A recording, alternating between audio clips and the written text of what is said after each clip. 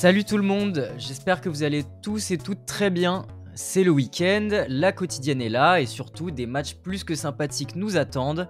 Entre une Angleterre opposée à de surprenants Suisses et un Pays-Bas-Turquie, il y a de quoi se régaler. Et si ça ne vous suffit pas, on sera aussi à la Cité Fertile ce soir pour vous proposer des petites animations et un live d'après-match. À mes côtés aujourd'hui, une équipe de choc. D'abord le boss de 11e art, il a été littéralement partout pendant cet Euro, entre RFI, Beurre FM ou la buvette de la Cité Fertile. Et attention à ne pas lui parler de Didier Deschamps quand il a un verre en main, il peut devenir assez violent. Comment il va mon cher Val? Écoute, ça va bien. Puis je crois que c'est la première fois que dans ce dispositif que je fais que je fais une émission, pardon, en étant, le doyen de l'émission. Donc voilà, ça fait très plaisir. Joli. Il fallait que ça Bon, arrive un jour. voilà. Ça donne une idée de la moyenne d'âge à 11e art quand même. Il faut... C'est pas 12 ans. Ouais, c'est ça. Heureusement que Tom et moi on est là, c'est vrai que tu dois pas avoir l'habitude de ce dispositif-là. Non. Et d'ailleurs, en parlant de Tom, je parle d'un homme qui a dû se racheter quelques caleçons après les huitièmes de finale, le huitième de finale Angleterre-Slovaquie, où il a découvert que les 3 lions étaient en fait des petits chatons. Comment il va Tom? Bah écoute, je sais que Val il va en parler, mais plutôt de bonne humeur avec les élections anglaises qui sont mieux passées que les françaises. Attends Oh là là, lundi. Attends lundi, sois pas pessimiste comme ça, moi je crois. Ouais, tu crois au deuxième tour? Bah écoute, tant mieux, parce que dans mes circonscriptions dans les Yvelines, c'est pas joyeux. Donc non, plutôt content et effectivement un peu... Bah, évidemment, comme toujours, comme le dit Thomas très bien à chaque fois, c'est qu'on enregistre la veille, de l'avant-veille, de le lendemain de l'émission, bref. Donc là, on est avant l'Angleterre et la France. Donc c'est-à-dire que dimanche matin, je peux me retrouver avec qu'une des deux équipes et être de très très mauvaise humeur. Donc si tu rajoutes le RN le soir même, ça va faire Non, parfait non, un mais c'est week-end. pour ça qu'il faut que tu ailles voter Front Populaire. C'est très important. Bah, je peux pas, dans Comme ma tous nos circonscription. auditeurs. Donc Ah, tu peux pas? Ah ouais, merde. voilà. Ah, c'est déjà passé, ok, merde. Même Mais dans les au moins, Yvelines. dis-toi que tu as la chance, toi, de supporter encore 2 équipes à ce stade de la compétition, hein, ce qui n'est pas donné Oh, à tout le monde. Tom, il en supporte Et encore encore, 7, hein, frère. Sur les 8 dernières, il en supporte encore 7, je te rappelle. il y en a qu'une qui l'a mis de côté, ouais, peut-être, c'est vrai. Bon, allez, sans plus tarder, on va enchaîner avec le programme du jour et on va commencer avec le match de 18h à Angleterre-Suisse qui finalement est un peu plus indécis que prévu. 18h. Angleterre, Suisse. On commence avec ce match de 18h, donc Angleterre-Suisse, dans un contexte particulier marqué par les élections anglaises. Et Val, je crois que tu voulais nous parler de tout ça. Et oui, car bien que les Anglais ne se soient pas réveillés avec un nouveau sélectionneur comme beaucoup en rêveraient ce matin, ils se sont néanmoins réveillés avec un nouveau Premier ministre, Keir Starmer. Le chef du Parti travailliste sera bel et bien le prochain Premier ministre anglais suite à sa très large victoire aux dernières législatives, obtenant 408 sièges à la House of Commons, donc la Chambre des communes, l'équivalent de l'Assemblée nationale en France, alors que la majorité absolue est de 326. Une élection qui met donc fin à plus de 14 années de domination du Parti conservateur. Et peux-tu nous en dire un peu plus sur ce Keir Starmer? Oui, c'est un politicien qui vivotait depuis longtemps dans le paysage politique britannique. En 2015, il est élu député et dès l'année suivante, il va militer pour la démission de son leader Jeremy Corbyn, chose qu'il arrivera finalement à faire en 2020 en étant élu à la tête du Parti travailliste. Ok, et du coup, c'est quoi un peu sa stratégie et son programme politique? Bah alors déjà, première chose, Starmer est un europhile. C'est important de le préciser quand on parle du Royaume-Uni parce que le pays subit aujourd'hui les conséquences directes du Brexit avec des services publics décimés, une économie à la traîne et un niveau de pauvreté, notamment chez les jeunes, très fort, qui sont évidemment les conséquences directes de la sortie de l'UE en 2016. Et après ça, alors bien que le Parti travailliste soit souvent présenté comme le parti de gauche britannique, Starmer n'est pas non plus un candidat de rupture comme pourrait l'être la France insoumise aujourd'hui. Alors je fais ce comparatif avec la France insoumise parce que c'est aujourd'hui le premier parti de gauche en France et non d'extrême gauche comme certains aiment le catégoriser. Donc voilà, c'est la raison pour laquelle la comparaison est la plus réaliste. OK, c'est vrai que c'est toujours bon de le répéter, merci Val et qu'est-ce que tu veux dire quand, tu dis que le parti travailliste n'est pas un parti de rupture? Bah, je veux dire qu'il y a quand même une certaine continuité dans la politique et le programme que compte mener, Starmer une fois au pouvoir. On reste quand même sur une politique très libérale avec une grosse discipline budgétaire et un objectif de limiter la dette. C'est un programme, enfin économique en tout cas, qui n'est pas extrêmement différent de celui qui est mis en place aujourd'hui par les conservateurs. C'est d'ailleurs la raison pour laquelle, Starmer est souvent présenté comme le Macron anglais. Et c'est pour cette raison-là aussi qu'il a réussi à convaincre une partie de l'électorat conservateur à se rallier à lui, ce que Jeremy Corbyn, par exemple, n'avait jamais réussi à faire parce qu'il était trop clivant. OK, donc son programme a évidemment joué dans son élection, mais il paraît qu'il a aussi fait une excellente campagne? Oui, et d'ailleurs une campagne, au centre de laquelle le football a joué un rôle essentiel. Keir Starmer a donné son premier discours de campagne à Kent, dans le stade du Gillingham FC, un club de 4e division, qui était évidemment un lieu stratégiquement choisi puisque le parti conservateur l'avait emporté en 2019 de peu dans cette commune et que la tendance pouvait s'inverser, pour cette élection. Mais surtout très stratégique parce que les clubs de football anglais et particulièrement ceux des divisions inférieures sont des terrains très fertiles pour le parti travailliste. Tu veux dire qu'il y a une différence culturelle entre les clubs de Première Ligue et de Ligue 1 ou de Ligue 2, c'est ça?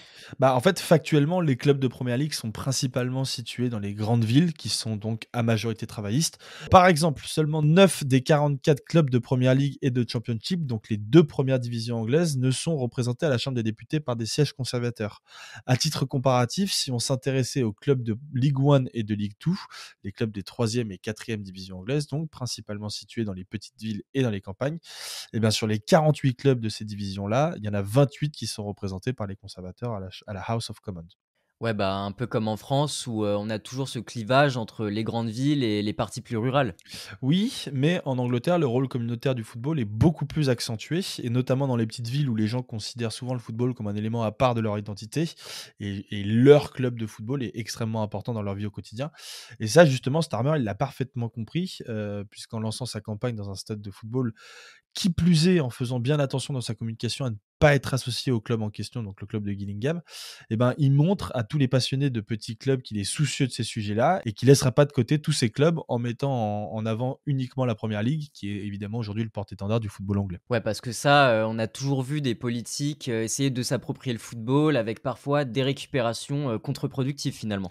Ouais, clairement. Et d'ailleurs, le dernier Premier ministre anglais, Rishi Sunak, s'est toujours présenté comme un grand fan de Southampton, mais on a rapidement vu que c'était pas vraiment le cas, que son niveau footballistique était plutôt limité et qu'il avait d'ailleurs une connaissance du monde du ballon rond qui était, on va dire, opportuniste. Là, pour le coup, chez Starmer, ça a l'air d'être beaucoup plus sincère. Déjà, c'est un vrai fan d'Arsenal. Depuis qu'il a été élu à la tête du Parti travailliste, on le revoit très régulièrement à l'Emirates Stadium, et même aussi sur les matchs à l'extérieur, puisqu'il s'est affiché dans plus d'une douzaine de stades différents. Et c'est la raison pour laquelle il a aussi décidé de surfer sur son amour du football, qui est plutôt sincère, et voilà ce qui montre qu'il est plutôt sincère et qu'il connaît bien son sujet.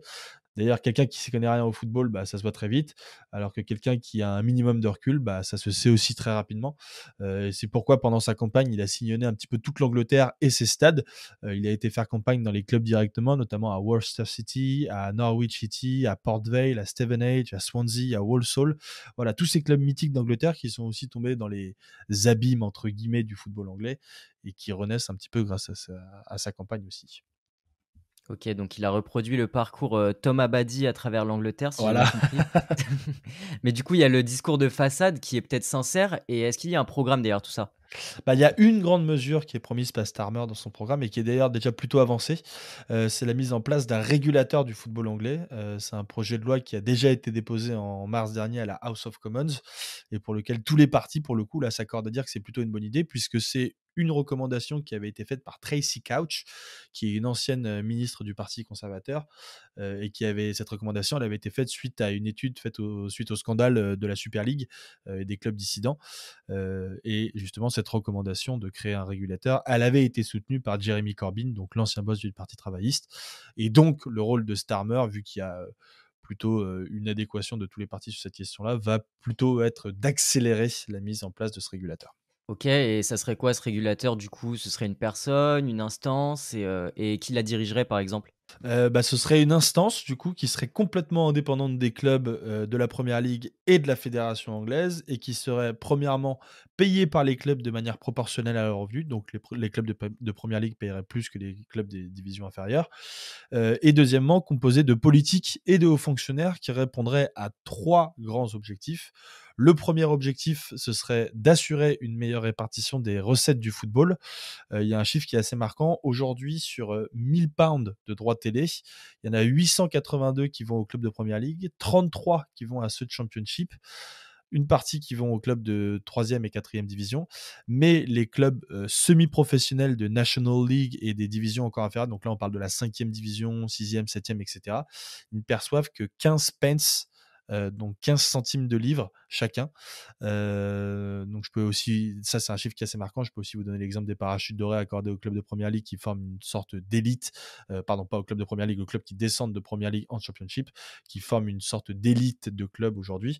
Donc voilà, l'idée principale de ce régulateur, ce serait de mettre en place une répartition beaucoup plus équitable pour permettre à ce qu'on appelle les grassroots clubs, donc les clubs vraiment du terroir, entre guillemets, si je peux dire ça comme ça, de se développer beaucoup plus facilement. Donc une meilleure répartition, si j'ai bien compris. Et Ouais. quels sont les autres points? Alors le deuxième grand point, c'est d'avoir un droit de regard sur les propriétaires de clubs, alors que ce soit les potentiels nouveaux propriétaires, donc en lien notamment avec l'affaire Everton et 777 Partners, où le club a failli donc être racheté par un repreneur insolvable. Il y a cette question-là des nouveaux propriétaires, il y a cette question aussi des propriétaires étatiques qui créent une distorsion de concurrence, je pense à City ou à Newcastle.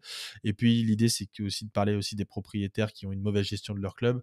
Il y a un club qui a cristallisé un petit peu toute cette mauvaise gestion, c'est le club de Bury, dans le nord de l'Angleterre, qui a coulé il y a quelques années. Voilà, même si de manière générale, les clubs anglais ont une très bonne gestion financière et qu'il y a beaucoup moins de faillites qu'en France, notamment dû à l'aspect communautaire.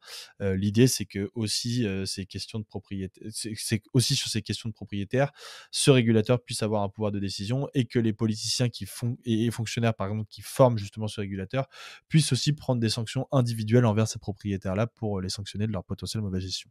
Et enfin, dernier point, l'idée c'est aussi que ce régulateur joue aussi un rôle éthique, par exemple sur la suppression de la publicité pour les sites de paris sportifs en ligne, qui sont souvent des sites de paris sportifs asiatiques et illégaux dans les pays en question, et qui devraient notamment arriver à partir de la saison 2025 ou 2026. Parfait, on voit encore une fois que la Première Ligue est précurseur sur ce sujet-là, en essayant de mettre en place des instances de régulation. Merci Val pour cette super chronique. Tom, toi, est-ce que tu as un petit mot en réaction à la chronique de Val? Ouais, un mot, ça sera compliqué parce qu'il y a tellement de choses Quelques mots alors, mais quelques pas des, mots. pas des Mais milliers, s'il te plaît. non, je ne ferai pas des milliers, mais ce qu'il faut prendre en compte, c'est que on sort de 14 ans de Conservative Party à la tête du Royaume-Uni et c'est un vrai changement. C'est-à-dire que moi, tu as parlé de Corbyn en boîte en Angleterre dans mes années d'études, ça chantait à la gloire de Corbyn qui aujourd'hui, plutôt en comparaison avec Mélenchon, et c'est vrai que c'était assez surprenant parfois d'avoir quelques jeunes qui étaient aussi lancés que ça. Mais voilà, c'est une vraie évolution avec, comme tu as dit, Val, un vrai fan de foot. Il y a plein de Bon, après, podcasts. ça reste un macroniste, hein, t'emballes pas non plus. Hein. Non, mais c'est un vrai fan de foot ça pour va, le coup. hein. Oui, mais alors il y a plus centre. L'écologie demain, hein. On en Il y a reparlera plus plus tard de- avec lui. Il y a plus de centre que lui. C'est-à-dire qu'il y a un vrai parti Liberal Democrats qui a fait une très bonne campagne avec Ed Davey notamment, qui a quand même fait 61 sièges sur les 600 et quelques. Donc ça, c'était à noter. Moi, c'est pour le contre-pied, entre guillemets, le vrai truc qui m'inquiète plus, c'est de voir l'extrême droite prendre quand même 13 sièges avec le retour de Nigel Farage pour éliminer les Strauss de la Chambre des députés. Donc ça, c'était une moins bonne surprise, mais en tout cas, voilà, très agréablement surpris de voir autant de sièges aller au Labour Party qui prend le double de Conservative et qui va pouvoir faire entrer le pays dans une nouvelle ère. Et j'espère que ça changera pour le mieux le pays et pour le foot aussi. Ok, merci pour cette petite analyse. Et les gars, tant qu'on y est, les breaking news ont l'air de s'enchaîner du côté de l'Angleterre. On vient d'apprendre à l'heure où on enregistre que Gareth Southgate a été prolongé ce matin. Alors c'est plutôt surprenant comme fait. J'ai hâte d'avoir vos petites réactions là-dessus. Il était prolongé de 2 ans, en tout cas, et c'est ce qu'annonce Sky ce matin. C'est bizarre de l'annoncer le matin même d'une possible élimination.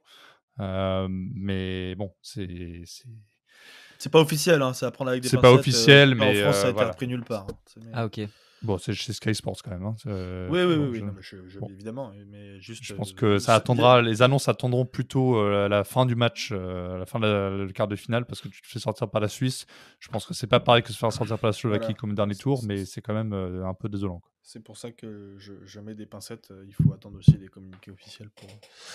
Voilà. Mais évidemment, ce serait une décision catastrophique qui se comprendrait dans le sens où souvent tu mets en place un sélectionneur pour des cycles de 4 ans et pour des cycles d'une Coupe du Monde.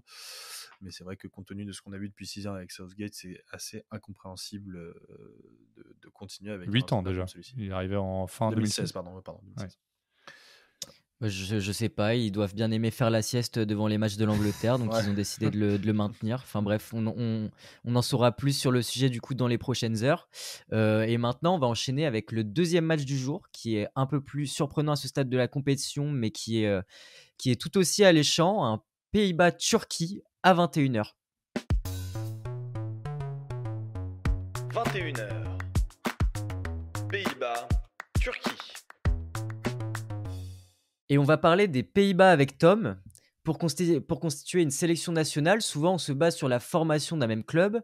En France, c'est les nombreux joueurs d'Île-de-France qui sont passés par le PSG. Mais Tom, tu vas nous parler, toi, de l'influence du PSV sur la formation et pas que celle des Néerlandais. Alors, bien préciser que c'est le PSV du coup et pas le PSG, hein, bien sûr. Alors absolument. Alors on va démarrer avec quelques statistiques. Il y a 3 joueurs du PSV qui jouent à l'Euro cet été. Qui sont-ils, les mecs? Virman, Ouais, Schouten ouais. Et et Bakayoko. Bakayoko. Bakayoko, effectivement, qui vient d'être sorti justement par la France, mais qui jouait avec la Belgique après quelques bonnes entrées justement pendant ce tournoi.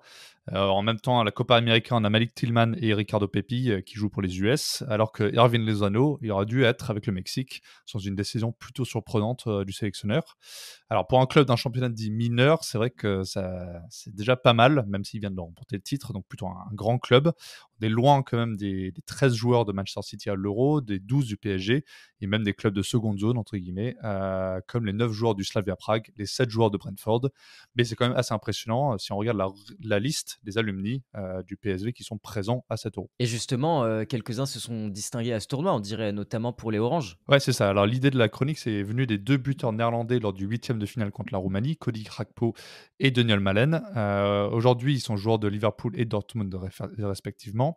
Les deux sont passés par la formation du PSV. À cela, on peut rajouter les néerlandais Memphis Depay, Gini Wijnaldum, Dumfries, Bergwijn et le plus récent, le passage de Xavi Simons lors de la saison 2022-2023. On peut également regarder d'autres sélections avec Jorgensen côté Danemark, Philippe Mouen qui est titulaire latéral gauche pour l'Autriche, Ricardo Rodriguez et Mvogo qui jouent tous les deux pour la Suisse, et Zinchenko qui est l'un des Ukrainiens les plus reconnaissables.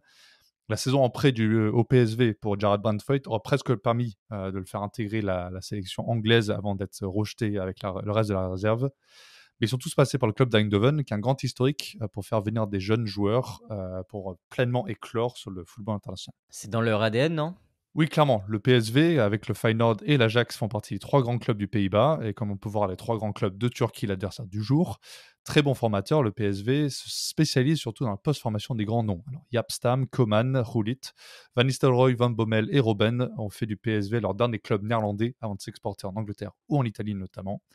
De même, la grande filiale du club se base en Amérique du Sud, un peu comme l'Ajax aussi, surtout à la fin des années 90. Romario, Farfan, l'ancien défenseur du PSG Alex, et surtout R9, qui sont arrivés en Europe en passant d'abord par la ville portuaire néerlandaise. On peut évidemment rajouter l'explosion footballistique de Dries Mertens, Eric Gerrits ou même Jason Park au Philips Stadion. Ce qui est clair, c'est que depuis l'arrêt de Bosman, PSV s'est positionné sur le marché comme un très bon revendeur, comme Dortmund par exemple. Si on regarde le classement du CIES, qui classe les meilleurs clubs européens en termes de revenus générés lors d'un dernière décennie par des joueurs, et ont passé au moins 3 ans au club, le PSV est 12e mondial et 5e sur les 5 dernières années, devant des clubs comme Lyon, Tottenham, Porto et Dortmund, justement. La dernière grosse vente, évidemment, de Noni Madueke a grandement aidé à Chelsea, mais bon, ça marque une très très bonne post-formation réussite. Et qu'est-ce qui a fait que le club réussit aussi bien à choisir ses talents et arrive à les faire venir? Alors déjà, c'est une équipe de très bons recruteurs qui sont très compétents, et ce depuis les années 90, ce qui n'était pas forcément le cas dans d'autres clubs, avec un recrutement à l'étranger qui se fait de plus en plus par le contact à l'époque, plutôt qu'au visionnage de vidéos. Alors R9, ils avaient déjà plein de cassettes de lui avant de le faire venir. Récemment, tu as Niels Koppen qui était recruteur principal, qui est parti aux Rangers à Glasgow, évidemment, et qui avait un rôle clé, notamment dans le transfert de Bakayoko en 2019 d'Anderlecht. Mais je pense qu'au-delà du bon scouting de joueurs, c'est les conditions du développement de joueurs qui convainc les jeunes de venir. Déjà parce qu'il y a un très bon historique de développement avec de nombreux très bons alumni, et puis parce que le club bosse très très bien. Tu peux nous en dire un peu plus là-dessus? Déjà, il y a un élément qui paraît un peu bénin, mais je pense que le fait que Eindhoven ne soit pas une ville super dynamique, très portuaire, et qu'il n'y a pas beaucoup d'options pour sortir, permet aux joueurs de se concentrer vraiment sur le terrain, un peu comme Clairefontaine. Voilà, c'est con, hein, mais Une voilà, ville de merde, donc voilà, ils s'amusent là-bas. J'aurais pu mettre Auxerre aussi, mais bon, je sais que ça touche quelques-uns dans le groupe. Alors, de l'autre côté, tu as les jeunes aussi qui sortent, qui jouent avec le Young PSV, l'équipe réserve, en deuxième division nationale avec les jeunes de l'Ajax, de l'AZ et de l'Utrecht, qui permettent aux jeunes de jouer face à des adultes dans des ambiances beaucoup plus chaudes, ce qu'ils pourraient avoir chez les jeunes. Les jeunes joueurs, normalement, ils jouent devant maximum 700 personnes. Là, c'est plutôt 6 à 8 000. C'est quand même une grosse différence. En France, on voit que la LFP et la FFF essaient de développer un championnat entre jeunes, alors que les jeunes néerlandais sont tout de suite confrontés au haut niveau et à la physicalité des adultes. Cependant, contrairement aux équipes plus jeunes, le développement de la réserve se focalise surtout sur l'individualité, plutôt qu'au collectif, qui manque parfois de complémentarité. C'est un élément à prendre en compte. Il faut tout de même souligner qu'en général, les équipes de jeunes, même au plus jeune âge, sont unifiées en termes de jeu et de disposition tactique avec l'entraîneur de la première équipe. C'est très important, ça permet de fluidifier les évolutions entre les équipes et d'arriver avec des très très bons jeunes au niveau pro. Et justement, 70% des jeunes joueurs qui arrivent au niveau U18 du PSV deviennent pros, avec 40% d'entre eux qui jouent avec le club de leur formation, des chiffres plutôt élevés et beaucoup plus élevés qu'aux Pays-Bas et en Europe. Ok. Et pour revenir à nos joueurs clés de l'Euro, on a vu qu'un Gakpo avait un peu de mal à s'adapter à Liverpool, mais qu'il était toujours aussi bon en sélection. Comment est-ce que le club a réussi à le façonner? Alors, Akpo, il est arrivé à Eindhoven avec l'équipe de U12 grâce au travail notamment de Colin Bergmans. Il a réussi à créer une vraie adaptabilité tactique et technique. C'est grâce aux nombreux devoirs qu'envoie chaque semaine Bergmans à ses joueurs qui est avec une skill box. Alors, c'est 40 compétences défensives et offensives que les joueurs doivent essayer de développer chaque semaine avec des images à l'appui des pros qui le font. Bergmans, il vérifie chaque semaine, 2 fois par semaine même, avec chaque groupe d'âge, qui a progressé le plus au devoir. Donc en plus, tu dois être bon à l'école, en plus, tu dois être bon à l'entraînement avec des devoirs. C'est à prendre en compte. Alors de plus, comme à la Z, le PSV prend en compte le logiciel de l'entreprise Brain First pour développer et tester les jeunes joueurs sur leurs capacités cognitives. Ça va permettre de vraiment développer les joueurs et comprendre comment est-ce qu'ils collectent et interprètent des informations. Ils sont clairement à la pointe de la recherche et du développement des jeunes dans un contexte national plutôt propice aux jeunes joueurs. C'est ça, parce qu'on a l'impression qu'il y a beaucoup de joueurs passés par l'Eredivisie qui sont présents à l'Euro cette année, finalement. Oui, c'est ça. Alors, si on parle de la Ligue des talents en France, peut-être que ça va permettre à Vincent Labrune de vendre des droits de télé à un service de streaming pour les scouts. Peut-être. Peut-être qu'il aura 0 € aussi. Mais il est clair qu'aux Pays-Bas, c'est pas. Voilà, c'est clairement ça le plus important. Les Français, ils n'ont pas leur chance dans l'Hexagone, donc ils partent en Allemagne. Les Belges viennent en France, mais beaucoup de jeunes vont aux Pays-Bas. David Glusman nous parlait des jeunes joueurs qui ont la chance d'éclore dans la pyramide du football anglais, mais ils sont de plus en plus à choisir le pays du vélo pour leur développement. 48 anciens de joueurs d'Eredivisie à ce tournoi. C'est quelques Néerlandais, certes, que je n'ai pas cités, comme l'ancien de Groningen, Virgil van Dijk, mais on pense évidemment à plein d'autres anciens de l'Ajax, avec Eriksen, Tadic et Dolberg. La Z est représentée par Milos Kerkez, le Vitesse par Openda, le Feyenoord par Kokshu, Groningen par Suslov et Kostic, le club qui a aussi fait éclore Luis Suarez, entre autres. La liste d'anciens non-néerlandais s'étend depuis plusieurs décennies avec Ziyech et Henrik Larsson, passant par Zlatan et Moussa Dembélé. C'est évidemment bien dommage de ne pas avoir l'accès à la Eredivisie en France, diffusée par moment par Foot Plus et Eurosport. Mais bon, quand on n'arrive même pas à avoir la Ligue 1 pour se faire diffuser, on ne peut pas vraiment se plaindre. Pour finir, avec le budget de 2e ou 3e division anglaise, les clubs néerlandais préfèrent recruter jeunes, tenter des choses, notamment avec un influx de joueurs de Scandinavie ou africains, et qui ont vraiment plutôt choisi ces jeunes-là que des vieux joueurs d'expérience. Et au vu à quel point ça marche en Coupe d'Europe et maintenant en sélection, on peut dire que c'est un vrai succès.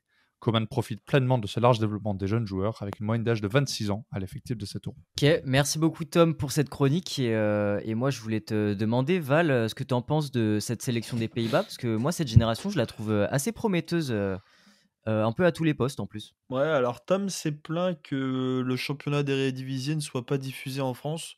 Je pense que c'est la seule personne en France à s'être plaint de ça. Hein. Alors non, vraiment... un petit bonjour à Enzo Peyo. Ouais, bah vous êtes deux, quoi. Vous avec êtes Enzo. les deux, ouais. Vraiment, personne n'a réclamé de regarder les redivisés en France dernièrement. Hein. Moi, j'ai jamais croisé cette personne-là.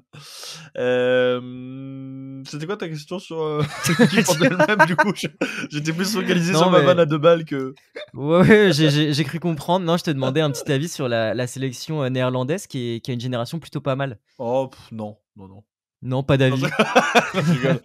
Ok, c'est tout pour l'émission type. d'aujourd'hui. L'enfer du type. Le mec qui fait de la radio depuis 3 ans, il est toujours pas en capacité de faire une relance. Non, mais cette équipe... Ouais, moi je pense qu'elle bénéficie surtout d'une partie de tableau plutôt favorable. En ayant terminé 3e, je ne sais pas trop comment. Même si ce match face à la Turquie ressemble un petit peu à un petit bourbier, parce que les Turcs jouissent de cet allant qu'il y a en Allemagne, notamment dû à la forte communauté turque qu'il y a en Allemagne. Après, Krakpo est un excellent joueur, tu l'évoquais Tom, et c'est peut-être le joueur sur lequel il faudra se reposer sur cette équipe. Mais franchement, je pense que le tableau joue beaucoup pour cette équipe des Pays-Bas qui, si elle avait affronté une grosse équipe, serait peut-être déjà probablement plus dans cet Euro. Après, ça se trouve... Ils n'avaient pas montré grand-chose contre la France. Hein, bah, c'est ça. Bon, ils avaient peut-être montré plus que la France, en revanche, mais Oui. sur une phase finale, je ne sais pas si cette équipe peut entrevoir d'aller plus loin. Bah, en tout cas, ils ont l'occasion de briser une sacrée malédiction parce que ça fait quand même 20 ans qu'ils n'ont pas rejoint les demi de l'Euro. Donc ça serait déjà un bel achèvement d'y parvenir. Et bon, on en a fini avec les chroniques du jour, mais Val, il me semble qu'il faut pas oublier que nous, on est à l'Assisté Fertile jusqu'à la fin de l'Euro. Exactement, on sera présent évidemment tous les jours de match, en tout cas jusqu'à la fin de l'Euro, et notamment sur les demi-finales. Du coup, comme Zach l'a dit, on enregistre la veille du match de la France, donc on ne connaît pas le résultat, mais on espère très fortement que la France sera en demi-finale ce mardi, puisque en plus de ça, nous recevrons Romain Molina pour parler de son dernier bouquin, le livre noir des Jeux Olympiques. Et de cette trilogie de livres qu'il a sorti, puisque le livre noir est donc le tome 3 d'une trilogie sur le football sous Macron et le football en Afrique aussi. Donc on évoquera ces 3 bouquins avec Romain en duplex de la Cité Fertile ce mardi soir. Donc venez nombreux, le micro sera ouvert, vous pourrez évidemment poser vos questions à Romain, ce qui est assez rare, puisque souvent il est en live sur des Twitch ou des trucs comme ça, mais il répond très peu à des questions, donc vous serez évidemment les bienvenus pour les poser. Voilà. Ok, bah waouh, un super programme. Et qu'est-ce qu'il est impressionné, Cache ta Zach. voix. Il a dit Cache ta joie. waouh. Attention. Voilà. Ça, c'est le petit craquage, je pense, après 2 chroniques de 12 minutes, tu vois. Il y en a un peu marre, j'ai faim, j'ai envie d'aller manger. Sur ce, nous, on vous invite à nous retrouver à la Cité Fertile, du coup, et on se retrouve très vite, pour une nouvelle quotidienne. Il est en craquage complet. Allez, à bientôt. Ciao à tous. Ciao.